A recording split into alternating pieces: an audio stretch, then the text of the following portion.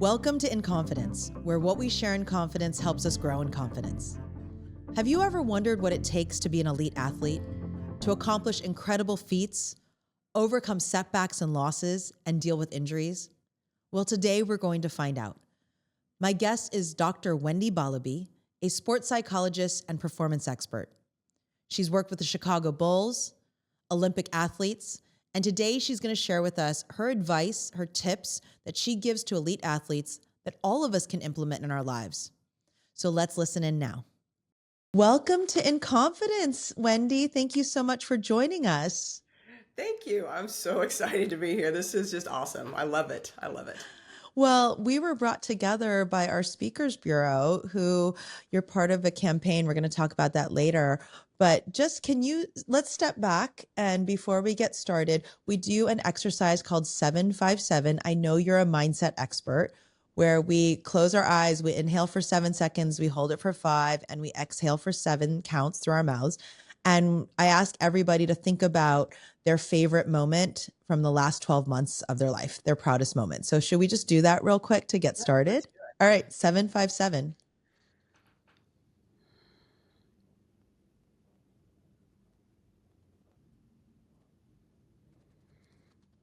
All right. What was the moment that you picked from the last 12 months of your life? I picked the moment when I was not feeling really well, and my twins love to get in the bed with me, but they're ginormous now. But it was fun to have them lay in with me and snuggle me and try to nurse mom to feel better. That was it. That means you've raised good kids that want to nurse their own mom at the age of 12. Yeah. That's fabulous. They're good kids. Well, first of all, tell us who you are. Tell us about all the things you do to make a difference in the world. Yes. So my name is Dr. Wendy Borlabi. I go by Dr. B. I am a sports psychology consultant. I've been doing that for, over 25 years. What I do is I help athletes and coaches mentally perform better. You think about your nutritionist or your strength and conditioning coach. So I would be like a strength and conditioning coach for your mind, to help you put things aside so that way you can do your job, you can tackle all the things that life has for you, and still be okay with just being you. How do you get into that line of work? What in your life journey got you to this place? So, you know what? It was actually by happenstance. I had no idea about sports psychology, and I was working, I'd graduated undergraduate and was working at a place for bipolar and depressed adults. And my coworker was going to a sports psych conference, and it was in New Orleans. And so she asked me if I'd go with her because she knows an athlete. And I said yes. And honestly, so I didn't even attend a single thing. I had a free weekend in New Orleans because my job paid for it. I had such a great time. And then about 3 years later, I started thinking, wait, what was that sports psych thing? What was that all about? And at the time I was living in Atlanta. And so I just started looking into it. And I thought, this sounds like something that's perfect for me, right? I get to help people. I'm still being in athletics. And so I went back to school to get my master's. And in the process, in my master's program, I realized, wow, I'm actually really good at this. This is one of those, people say get a job or do something that you love. It's not really work. And I realized that this was something that I didn't really have to work at. God made me a person that could sit next to someone else and be able to understand and read and put all these pieces together and help you. And it wasn't work. And I thought, and I could get paid for this. And I get to watch sports all day. Let's do this. Let's go. So I just took off from there. Did you always love sports? Always, yes. What kind of sports? Was there any specific sport that you were obsessed with? Well, I would have to say, I'm actually originally from Ghana. I don't know if you knew that or not. And so, yeah, when I came to the United States, and I was about 4. And so we grew up playing football, or soccer as they call it here in the US. And so that we grew up playing that. That was the first sport I ever played. And so I would say I was obsessed with soccer until I got into so many other sports. I loved softball. I think volleyball was my favorite. But then when I started playing basketball and realized I was good at it, I stuck with basketball. But I did everything. It's so interesting. I'm obsessed with basketball, and my parents are immigrants from Taiwan. And I was born here, but my parents didn't really speak English very well. And my dad was obsessed with basketball. Mm. And I always tell people, I think the reason I got so excited about a sport, because I didn't play team sports growing up, I have a Tiger mom, was it was our entree into American culture. It was that one thing that you could bond with other people. I grew up in LA, so a Lakers fan. You could bond with other people from LA. You could have conversations. You had these team things that you could be a part of. And for me, being a part of an immigrant family, sports was a way to be part of the cultural dialogue. I don't know. Did you feel that way at all? You know what? I didn't think about it till you said that. Exactly. Like my parents, my brother and my dad learned American football by watching football, right? And so, but that was, it became like a thing in our house on Sundays after Yeah. church was football, but that was something we all did. And yes, so you could talk about it with everybody else, but I didn't think about it till you said that. Absolutely. It was definitely a way to assimilate to American culture for sure. Yeah. And what do you love about basketball, whether it was playing it or watching it? Um, I don't know if there was one thing that I loved about it. There was one, I loved Magic Johnson. So that was my, I was a huge Magic Johnson fan. I am still a huge Magic Johnson fan. And so I love that. And I loved watching Pat Riley because he was so cool. He wasn't flustered. He wasn't screaming and doing all things like all the other coaches. And he still got things done, which I thought was just fascinating. You're right. You don't have to be loud and whatever to still get people to do their job and you be that person. And I thought that was always just fascinating just to see him just be cool. Okay, Wendy, are you a Lakers fan? Just out of curiosity. So I will always be a Lakers fan because Thank you. I will always be a Lakers fan. Yes. I mean yeah. I mean Me even too. now I still root for the Lakers because it was what I mean when I'm a fan, I'm a fan. I don't go back and forth. That's it. Yeah. No, I'm a Lakers fan. Okay, this is why we were meant to be friends. I saw your area code of your phone was San Diego. I was going to ask her, I grew up in Fontana.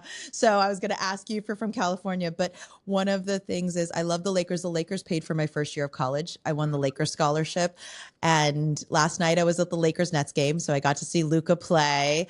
And I did an event for the Mortgage Bankers Association a few years ago. And Magic was the keynote. And I got to be in the green room with him and high fived him. And this is when Oh he my was gosh. president of the organization. And Yeah. I hugged him and I said, thank you so much for paying for my first year of college. He doesn't know who I am, he Yeah. doesn't remember. And there was just this smile that he had. It was almost like he must have perma smile, right? His cheeks Oh must my hurt all the time, but his joy is just a wonder to behold. So I a kid of the 80s, and that was back to back championships. Yeah. I love that. Love that for you. Okay, best friend's a tier, not a title. I'm gonna apply to being your best friend tier, Wendy. Uh, so can you explain what does it mean to be a sports psychologist? How do you define that? Um, I I tell people all the time that what I do is it's not rocket science. It's actually really simple. It's so what I do is I try to find different and unique ways to help somebody be better at whatever they're trying to accomplish. But it's things that they already know. But I just try to find something a unique way to share it with them or have them understand it so that way they can do it. But I get to help people be better, and I mean, that's wonderful. It's wonderful. And how much in the better is mental or emotional versus physical? Because these you're working with the elite of the elite in terms of athletes, right? These are people who are just built to play a specific sport.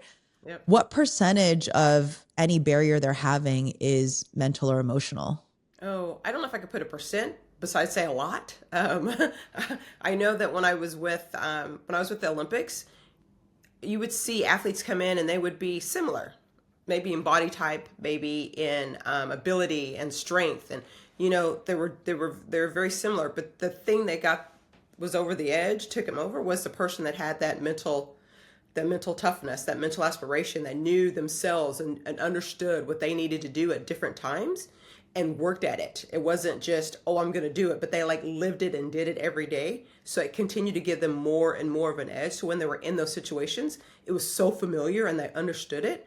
And so that's the best way for me to is to explain it is that I think that they're at this level, they're pretty even physically, but it's right here. It's a huge difference. And I think we see it on the court as well. You probably saw it last night. Someone shoots a 3-pointer, shoots another, misses it, another one they miss it. they're kind of hesitant to shoot the third one Mm, unless they know I got to keep shooting. It's okay yeah. to miss it. It's fine. It doesn't, if I miss it, it's fine. An air ball is fine. I just got to keep shooting. But then you see the ones that'll be wide open and they don't shoot. And you're like, why didn't you shoot the ball? I know. I'm always like, you should have taken the shot. What's going? Well, I just finished reading Watch Basketball Like a Genius, and the author talks about the free throw being the loneliest moment in basketball.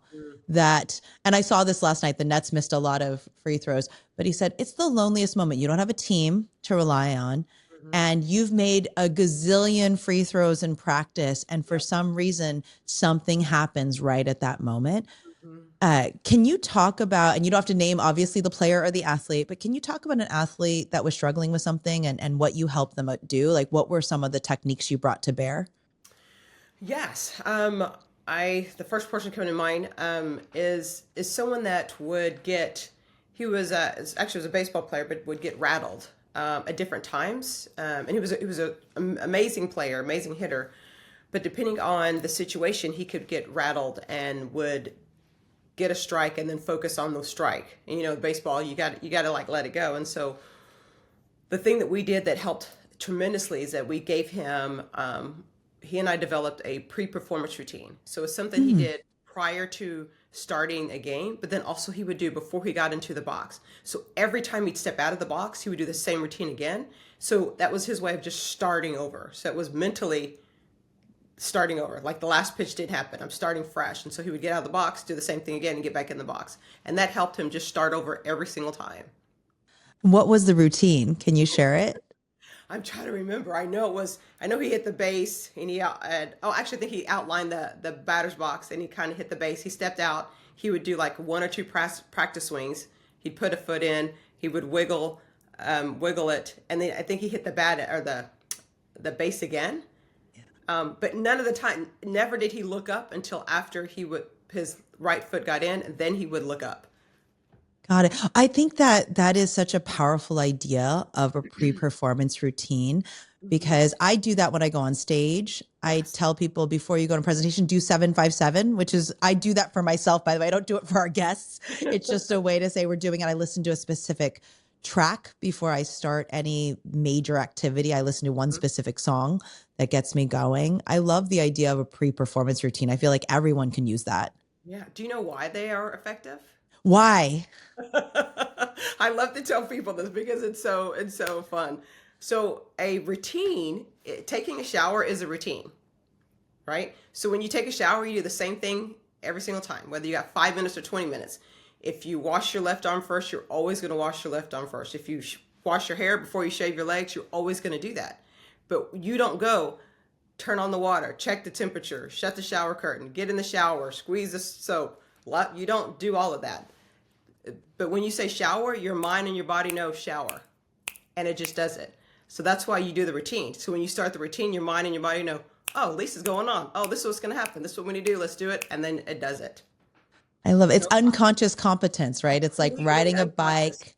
It's total mastery once you just get into that rhythm. Absolutely. Absolutely unconscious, but your mind and your body know what's going on and you're ready to go.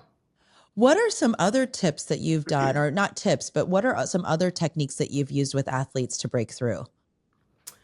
I think my most famous one, I say most famous, the ones that athletes talk about is I don't, as I hesitate now, I don't mince words. I say what's going. I mean, we have real conversation, and so maybe say like maybe I'm a realist, but we have real conversation, and so I don't treat them as anybody special. Mm, You're a person trying to accomplish something, and that's what we're trying to do, and so. I think the fact that when I'm talking to them, we're talking and we're talking like regular people, just like you and I talking. I'm giving them a hard time. They're giving me a hard time. I'm giving them plugs, things to do, and I'm challenging them. But I'm also showing them that there's a softer side. But I think the biggest thing that I do is just that, just be me, and allows them to be themselves, and we just have conversation, and it works. And so then I'm able to like ask them to do things like on your phone, take a memo, start to dictate things. I need you to write this down. I need you to do this. I need you to do whatever the case may be. You got to come in 20 minutes early tomorrow because we need to sit down and have a conversation. We're going to do some visualization. This is what I need you to do at night. And so, but I think it's the piece of just being a real person with them and giving Mm. them real information, and not information of just, let me stroke your ego. I'm not doing that. I'm just giving you real information. I think that is something that's been very valuable. And then one other thing with your 757, when I teach how to do deep breaths or to relax, I ask them to do it in their bed.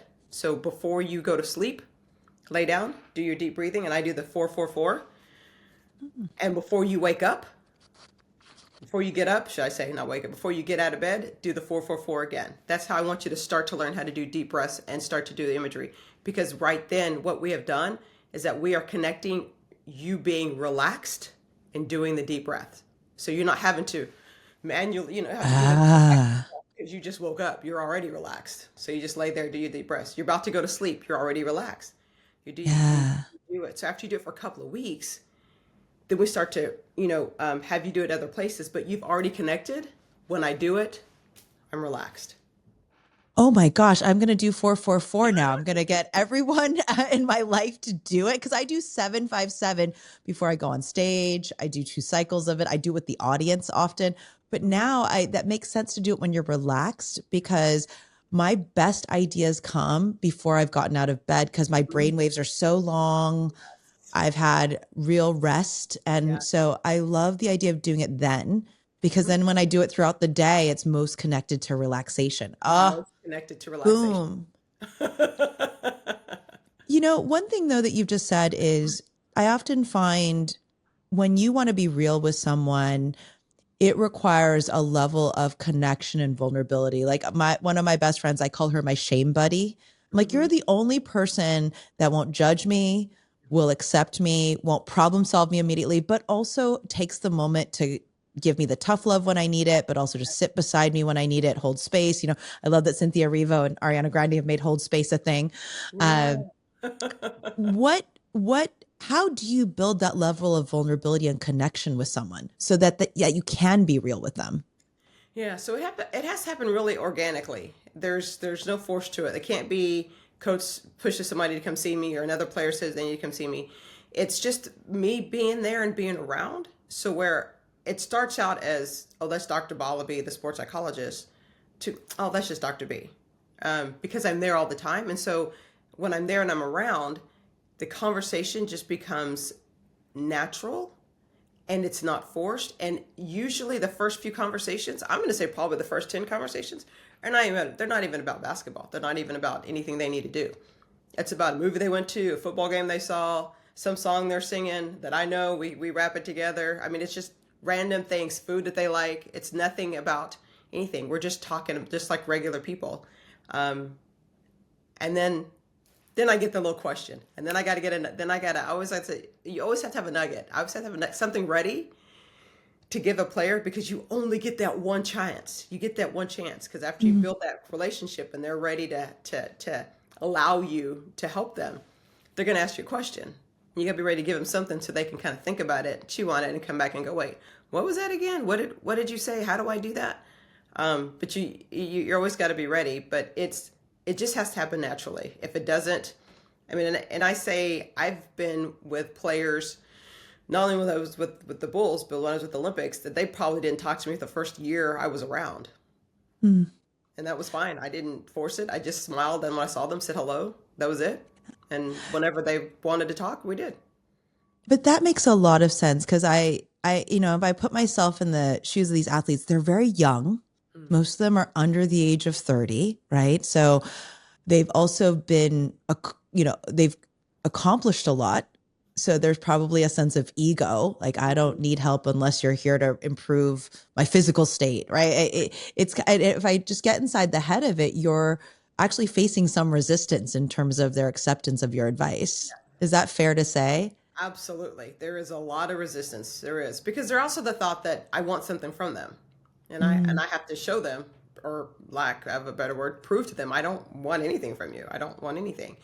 But yes, there's resistance because they've been doing it for the same way. And they probably have, they're the boys and the coach from high school and all these other people that are putting their 2 cents and 3 cents into helping him. And so there's always what are you going to do? I'm like, how are you going to help me? How are you going to do something different than somebody else? And I mean, I don't ever try to prove it. I just let it happen. I just let it happen because I think fighting the resistance is not going to work, because I'm going to ask them to do things no different than a strength and conditioning is going to say, you need to come and do these reps 3 times, 12, 3 times, whatever. I'm going to ask them to do something. So if they do not want to come talk to me about life, they're definitely not going to want to do the things I'm going to ask them to do. Right. And so that's why if resistance is there, I just let it go, and it's never not gone in that direction. It just takes time. I think that's a really important lesson for folks. I often tell the story when I was a management consultant, I was a very young manager, and I had someone on my team who was 15 years older, and I was his superior.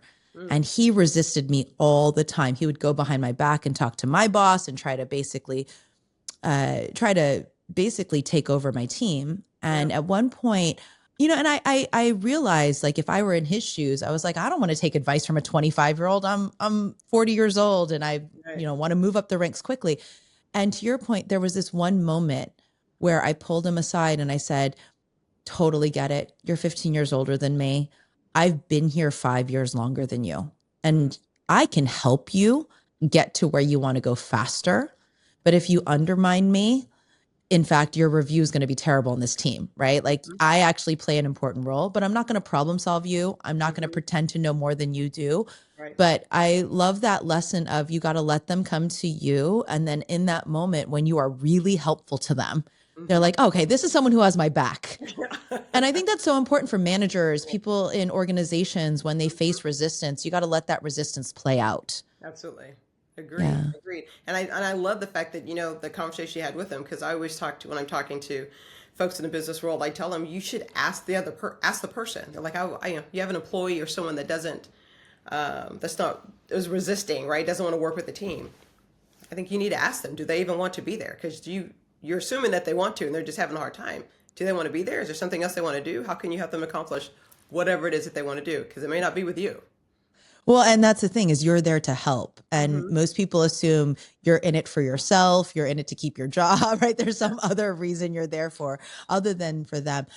What kind of resistance do you face in your role? Like, we were talking earlier about, do you ever get resistance from management, coaches? I mean, this is a big business that they're running.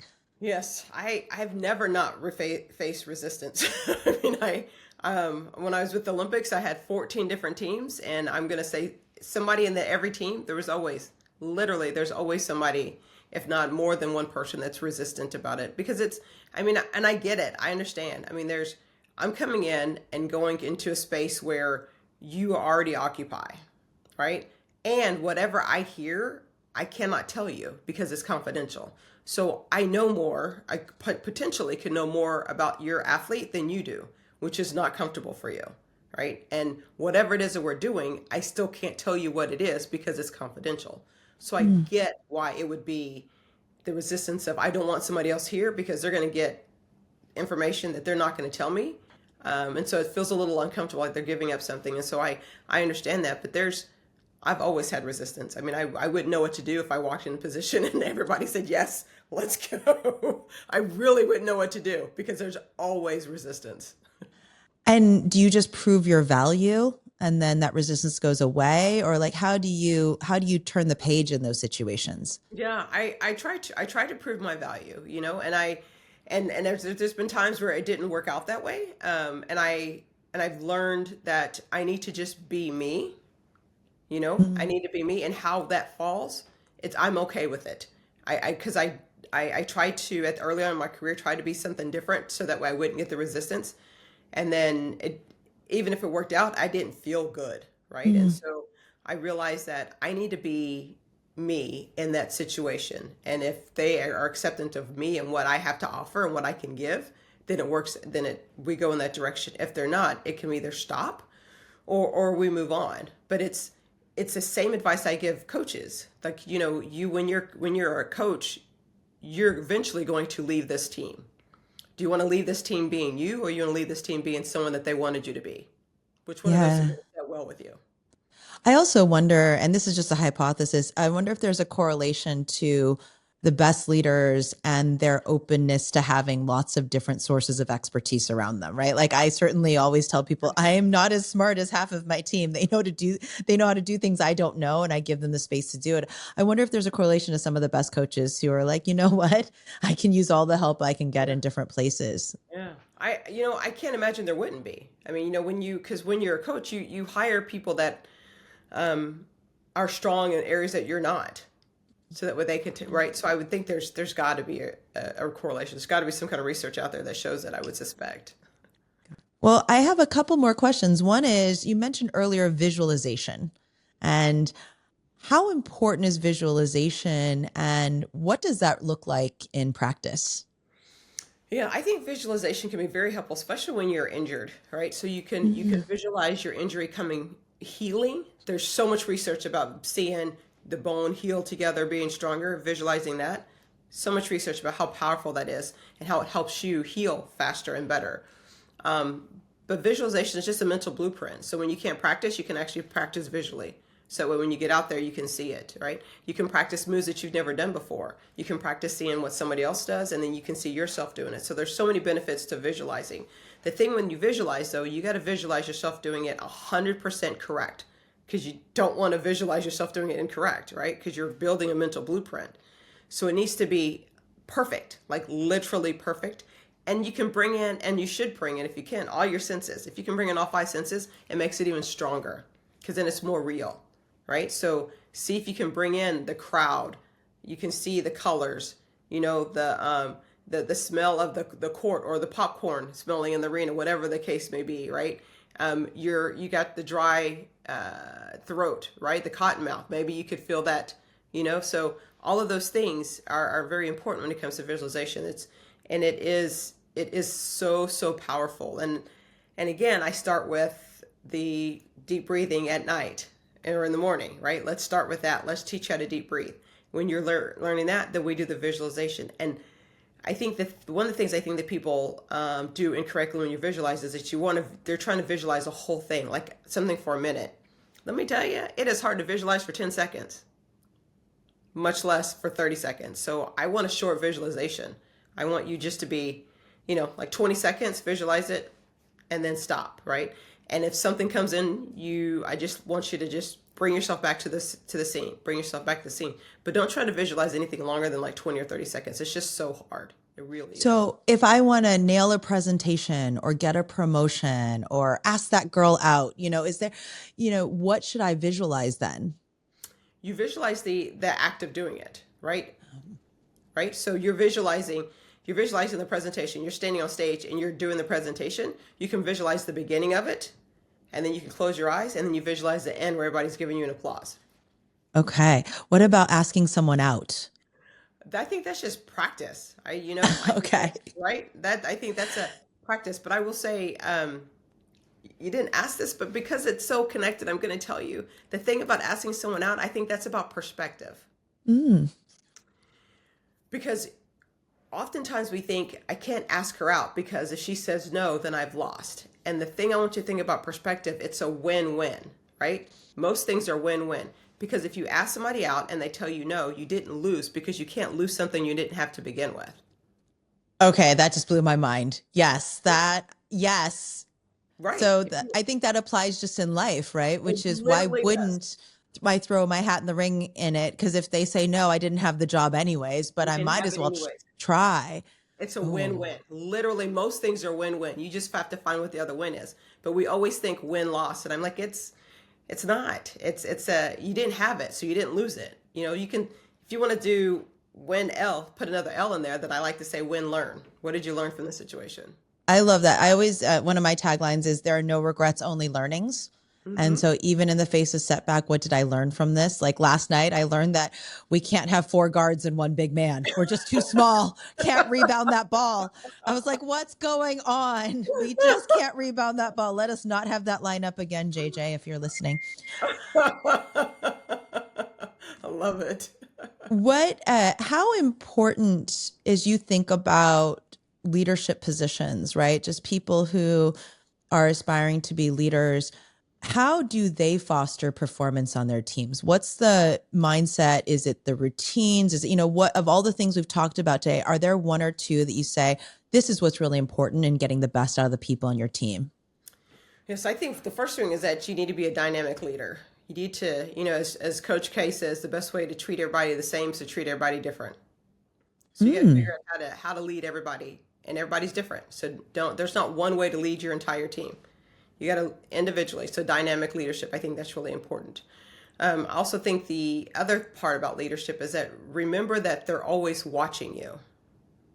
So you can tell them this is what you need to do, but if you're not doing it, then they see it. So subconsciously, they're still thinking it's okay to do, right? So that's one aspect, is that they're watching. You may not think they're watching, but they're watching, right? And so being able to show them and demonstrate how to interact and solve problems. And the third thing I'm going to say is communication.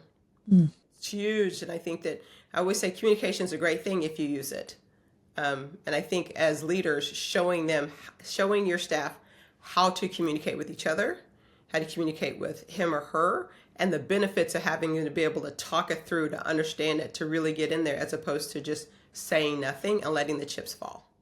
But I love that, because it sounds like so much of your approach is building those relationships with these athletes and then being real with them, being open with them. I feel like that's how you get the best out of everyone, is when there is that open dialogue. I love that.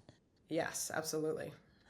Now, you are a woman working in mostly a male-dominated field, right? When I think about the NBA, I think about probably most of the Olympics teams, although those are mixed gender. What advice do you have for women who are in male-dominated environments? Wow. I think the first thing I learned is that you need to be yourself. And bring all of that with you. I think that's the first thing I learned. Again, I've just realized that to pretend to be someone else doesn't help you get further, because at some point you're going to have to be you, and then you're going to fall back. So you might as well just be you to begin with. Right? What's an example of being yourself that you'd say, before I used to do this and now I'm open to doing this? So before, I was a very private person. I didn't share almost anything in my personal life. But I've learned that I need to actually share some things for players to feel a little bit more comfortable. And so I've changed that. And I've changed that in my personal and in my professional life. Oh, I love that. I love that. I do think that vulnerability is connection, that all of a sudden people go, me too. Yeah. I'm dealing with that as well. Yeah. Okay. Yeah. I will take advice from someone. She's just like us. Now, you are wearing our Women's Day, International Women's Day blouse, which celebrates the pioneers who came before us. And you're part of our campaign of 25 ideas to accelerate change in 2025 for gender equity. Can you share with us your idea and what it meant in terms of how people can take action to advance equity? Yeah. So I think honestly, it's just about taking action. I think that's any action, even if it's incorrect, it's action, right? And then you figure out maybe the best thing. But I think that as women, at times we will wait for somebody else to act, and then we react. And I like the fact that we are being proactive. We're not waiting for somebody else to do something and then we react. I think we do that sometimes. We just wait for something to happen and react. And this is no, we're just going to be proactive. And I just love that, because I think that's what we need to be doing more of, is just we need to be proactive. And I love the phrase you gave us, which is be intentional. Because I think when your intent and your actions align, that gives it real power. So to your point, I'm not reacting to something. This is my intent. Yes. And I am going to pursue that and make a difference with that. That was the flip for me, and why that was so powerful as an idea when you contributed it. I love that. Thank you. Yes, for sure. And I love that your daughter said that your blouse is giving power. Yes. Well, Wendy, I feel like I have a new friend Thank you for You sharing all know, your wisdom. I now know who to come to when I face some setbacks or need some mental and emotional toughness. I think we're text message buddies now. So I will be like, what should I visualize now? Entrepreneurship sucks. Maybe you should become an entrepreneur coach too. We need you more. We're not elite athletes. yes, it's interesting you say that, as things evolve, as we change into different things. So yes, we'll see where opportunity lands me. I will be clear, adversity is everywhere, and we could Yeah. all use your wisdom in our lives. Thank you so much for coming on to In Confidence. Thank you for having me. Thank you for having me. I hope you've enjoyed this episode of In Confidence. I certainly got a lot out of my conversation with Dr. B. She taught me about visualization, meditation, how to build connection based on vulnerability, also what it takes to overcome resistance and see everything as a win-win situation. I hope you're leaving this space a little bit stronger than the way you entered it.